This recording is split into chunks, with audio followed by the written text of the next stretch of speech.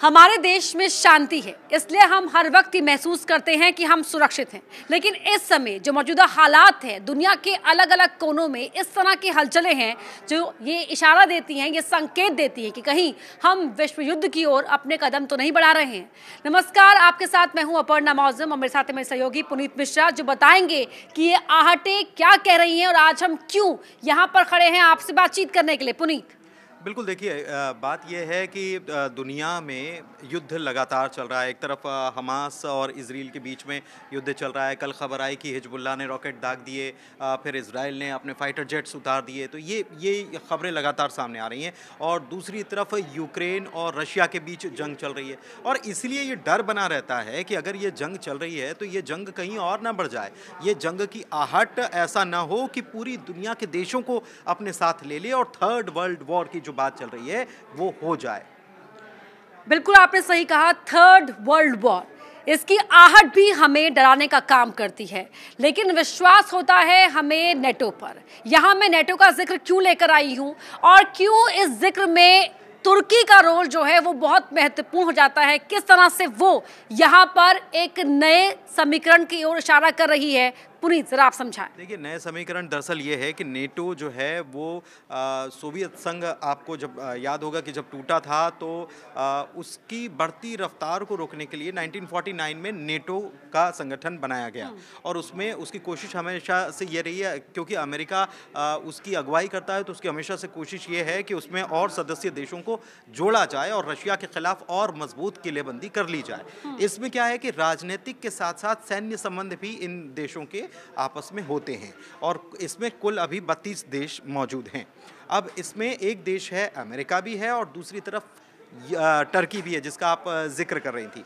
तो ये जो है, इसके पीछे की कहानी क्या है ये मैं आपको आगे बताऊंगा। लेकिन ये बात जो है, अभी जो आपने कहा था कि नेटो है तो भरोसा है, तो ये बात सही है। लेकिन क्या नेटो है और आगे भी रहेगा? क्या वार्सा जैसी स्थिति, जो वार्सा पैक्ट जो हुआ था, क्या वैसी स्थिति नेटो के साथ हो सकती है? क्या नेटो में टूट पड़ सकती है? सवाल ये भी है, क्योंकि केवल ये रूस और यूक्रेन ही नहीं युद्ध लड़ रहे हैं, बल्कि एक तरफ अगर आप देखें तो यूक्रेन को पूरी तरह से नेटो का साथ है, दूसरी तरफ रूस भी कई लोगों को अपने साथ में ले रहा है। और दिलचस्प बात यह है, खबर यह है कि जिस टर्की की आप बात कर रही थी, रूस टर्की दोनों साथ आकर खड़े हो रहे हैं। और ये बहुत बड़ी बात है। ये बहुत बड़ी बात है। 26 तारीख को ये खबर सामने आती है कि नेटो का सदस्य टर्की जो है वो रूस की सेना के साथ मिलकर सीरिया की बॉर्डर पर सैन्य अभ्यास कर रहा है। 32 देश हैं और उसमें से एक टर्की, वो मिल जाता है किसके साथ जाकर? रशिया के साथ जाकर, जिसके खिलाफ अब तक नेटो खड़ा हुआ नजर आ रहा है, क्योंकि यूक्रेन के वो साथ है। और यहाँ पर अगर 32 में से एक खिसक गया पुनीत, तो क्या टूट से देखें हम? देखिए, बात यह है कि 32 में से एक खिसकने वाली बात नहीं है। और सदस्य तो अभी भी टर्की जो है वो नेटो का ही है। हाँ। ठीक है, लेकिन अंदर ही अंदर नहीं होता है कि एक ग्रुप जो बना हुआ है, लॉबी बन रही है, लॉबी बन रही है, ताकत का जिसको कहते हैं शक्ति प्रदर्शन। क्योंकि अभी कुछ वक्त पहले 2003 में जब वहाँ के नए टर्की के नए राष्ट्रपति अर्दोआन जब से आए हैं, तब से उनकी एक पॉलिसी अलग है। और दूसरा कि टर्की अपने आप को ये दिखाना चाहता है कि हम में भी कुछ पावर है। और अर्दोआन ने कहा था, याद होगा, कि इजराइल को घर में घुसकर मारेंगे। यस, इजराइल को घर में घुसकर मारेंगे। मैं उसके पर आता हूँ और क्या कर सकते हैं ये भी। लेकिन दिलचस्प बात ये है कि एक तरफ नाटो में टर्की है, लेकिन दूसरी तरफ उसकी दोस्ती ऐसे देशों से है जो कि अमेरिका के एक प्रकार से दुश्मन है, या अमेरिका जिनसे चिढ़ता है। अमेरिका नहीं चाहता कि वो आगे बढ़ें, चाहे वो बात ईरान की हो, चाहे बात वो लेबनान की हो, चाहे बात फिलिस्तीन की हो, चाहे बात चाइना की हो। और इनके साथ गलबहियां कौन कर रहा है? टर्की गलबहियां कर रहा है, पाकिस्तान के साथ कर रहा है। और सबसे बड़ी बात यह है कि एक तरफ अमेरिका का F-35 जो फाइटर जेट है, 5th generation stealth fighter jet है, उसको डेवलप करके अमेरिका उसे बाजार में, सैन्य बाजार में, दुनिया के बाजार में बेचने की तैयारी में है। तो उसी के कंपटीशन में, दिलचस्प ये है कि उसी के कंपटीशन में टर्की माफ कीजिएगा 2016 में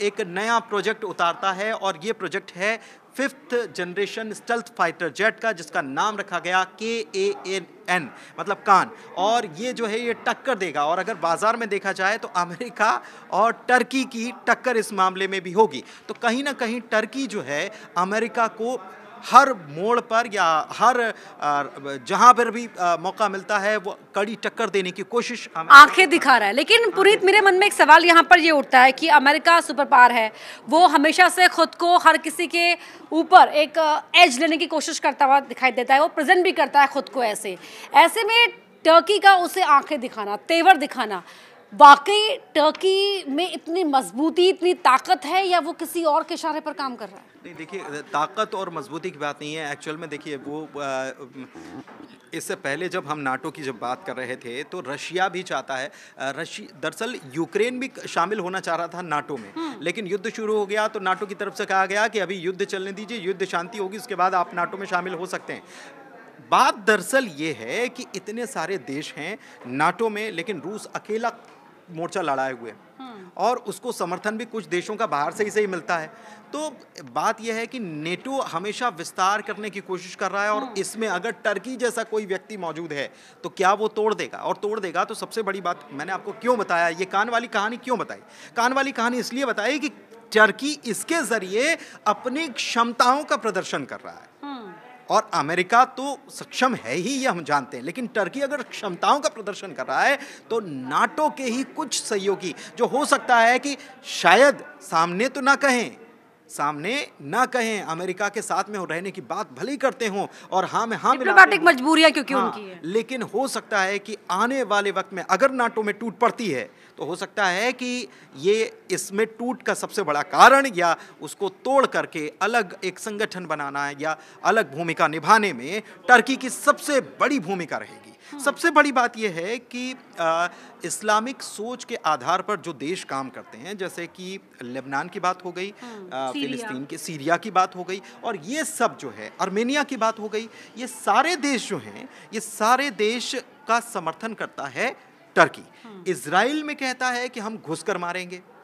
हमास, जिसको आतंकी संगठन, देखिए ये नाटो का जो मुखिया एक प्रकार से कह लीजिए अमेरिका, वो ये कहता है कि हमास एक आतंकी संगठन है, लेकिन टर्की उसे एक ऐसा संगठन मानता है जो अपने लोगों के लिए, अपनी जमीन के लिए लड़ाई लड़ने का काम कर रहा है, और इसलिए कहता है कि हम इजराइल को भी घुसकर मारेंगे। और जो यहाँ पर पुनीत, जो तमाम चीज़ें आपने समझाई बखूबी, डिकोड हम यहाँ पर लगातार कर रहे हैं, लेकिन यहाँ पर जो मौजूदा घटनाक्रम हुआ है, इजराइल पर हमला हो रहा है, रशिया में घुसकर यूक्रेन मार रहा है, उसे अपनी बिल्डिंग ड्रोन से हमला, जो हमने देखा ड्रोन से, आज सुबह खबर है कि ड्रोन से हमला कर दिया, बिल्कुल 9/11 की याद दिला दी। तो कहीं ना कहीं जो अलग अलग हलचलें हैं, क्या उन्हें हम इंटरकनेक्ट कर सकते हैं? एक बड़ी उथल पुथल का ये इशारा है। देखिए, बड़ी उथल पुथल का बिल्कुल इशारा है, क्योंकि इजराइल में कल जो कुछ हुआ, हिजबुल्लाह ने रॉकेट दागे, 300 रॉकेट दागे, वहाँ पर इमरजेंसी घोषित कर दी गई 48 घंटों के लिए। ये क्या बताता है? एक तरफ आप सोचिए कि इजराइल और हमास के बीच शांति समझौता हो सके, उसके लिए अमेरिका कोशिश कर रहा है, दूसरे जो मिस्र कोशिश कर रहा है, और भी कई देश हैं जो कोशिश में लगे हैं कि शांति हो जाए, लेकिन हो नहीं रही है। हमले लगातार हो रहे हैं। दूसरी तरफ यूक्रेन ने जिस तरीके से कब्जाया है रूस के हिस्से को, कुर्स्क के 35 किलोमीटर अंदर घुस गया वो, तो आपको क्या लग रहा है कि देखिए रूस क्या इस बात को हजम कर पाएगा? रूस इस बात को किसी भी कीमत पर, क्योंकि रूस ने अटैक किया था, और आज एक तरफ तो ये कहा जा रहा था कि रूस पावरफुल है, यूक्रेन को कब्जा लेगा, लेकिन यूक्रेन ने उसकी जमीन पर कब्जा कर लिया, तो पूरी दुनिया में मैसेज क्या जा रहा है?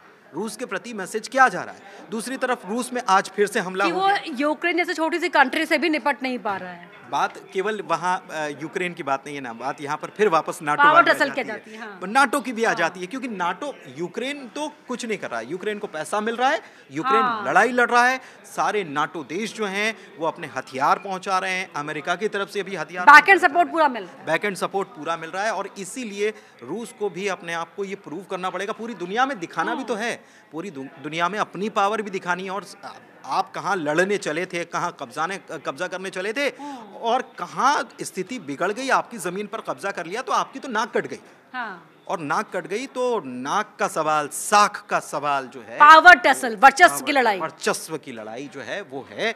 और इस बीच भारत सबसे अगर देखा जाए तो अभी प्रधानमंत्री ने यूक्रेन का भी दौरा किया और उसके पहले रूस का भी दौरा किया, लेकिन सवाल रशिया की मीडिया में भी यही उठे और पूरे इंटरनेशनल मीडिया में यही सवाल उठे कि क्या मध्यस्थता प्रधानमंत्री करने जा रहे हैं। बहुत ही इंटरेस्टिंग तस्वीरें सामने आई थी जहां पर ज़ेलेंस्की के कंधों पर उन्होंने हाथ रखा हुआ था। वो जो पूरा संवाद था उनका बहुत ही कि जिस तरह से यूक्रेन ने वो युद्ध का दंश झेला है, वो मार्मिकता दिखी थी तस्वीर में। और वो पुतिन से गले मिले थे, देखिए बॉडी लैंग्वेज जो है ना, हाँ। वो बहुत बहुत बहुत इंपॉर्टेंट रहती है। और बॉडी लैंग्वेज से आप क्या मैसेज देना चाहते हैं, क्या बताना चाहते हैं, वो एक अलग चीज़ है। अंदर खाने क्या बातें होती हैं वो अलग चीज़ें होती हैं। हालांकि पूरी तरीके से भारत जो सहयोग है, वहाँ जो नुकसान हुआ है अस्पताल के, मानवीय सहायता जो जिसे कहा जाता है, उसको देने के लिए भारत पूरी तरह से तैयार है। भारत हमेशा तटस्थ की भूमिका में रहा है। कूटनीतिक और शांति से चर्चा करने पर भारत हमेशा जोर देता रहा है। तो भारत की ये परिस्थिति है। और भारत के बारे में अगर कहा जाए तो भारत ना काहू से दोस्ती, ना काहू से बैर। पुनीत, एक और बात में एक और आखिरी चीज़ आप समझना चाहूँगी आपसे, जो इजराइल का एक बार मैं फिर से जिक्र कर देती हूँ, क्योंकि इजराइल जो है मुस्लिम देशों से घिरा हुआ है, उसके बावजूद भी एक लड़ाई अपने स्तर पर मजबूती से लड़ने की वो बात कर रहा है। लेकिन क्या अब हम माने कि जो बाकी तमाम जो मुस्लिम देश हैं वो घेराबंदी कर रहे हैं?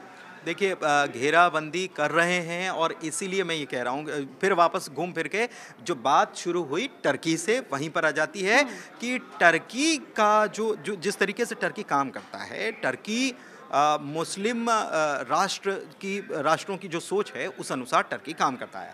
और टर्की यही कर भी रहा है और समर्थन करता है, लेबनान को भी समर्थन करता है, ईरान को भी समर्थन करता है और बाकी जो देश हैं उन सभी को समर्थन करता है। तो एक बड़ी लड़ाई तो हो सकती है, बड़ी लड़ाई हो सकती है निश्चित रूप से, क्योंकि टर्की की भी सोच वैसी है और नाटो में रहते हुए सोच वैसी है। तो क्या जो तीसरे विश्व युद्ध की जो हम बात कर रहे हैं वो हो, भगवान करे ना हो, लेकिन उसके पहले एक बहुत बड़ी टूट तो ज़रूर हो सकती है नाटो में। क्योंकि ये जैसे कहते हैं ना कि पूत के पांव पालने में नज़र आ जाते हैं या लक्षण नज़र आ जाते हैं, तो ये लक्षण हैं टर्की के। तो संकेत से संकेत नहीं है, संकेत आने वाले कल की तरफ बहुत बड़ा इशारा भी कर रहे हैं। उन इशारों को समझने की कोशिश हम लगातार कर रहे हैं। पुनीत आपको समझाते रहते हैं वक्त वक्त पर, जिस तरह से तमाम समीकरण समय पूरे विश्व की राजनीति में देखने को मिल रहे हैं, जो हलचलें हो रही हैं, पर्दे के पीछे भी है, पर्दे के आगे की हलचलें, उनको लगातार डिकोड हम करते रहेंगे पुनीत मिश्रा के सहयोग से। फिलहाल इस डिजिटल संवाद में इतना ही। नमस्कार, धन्यवाद।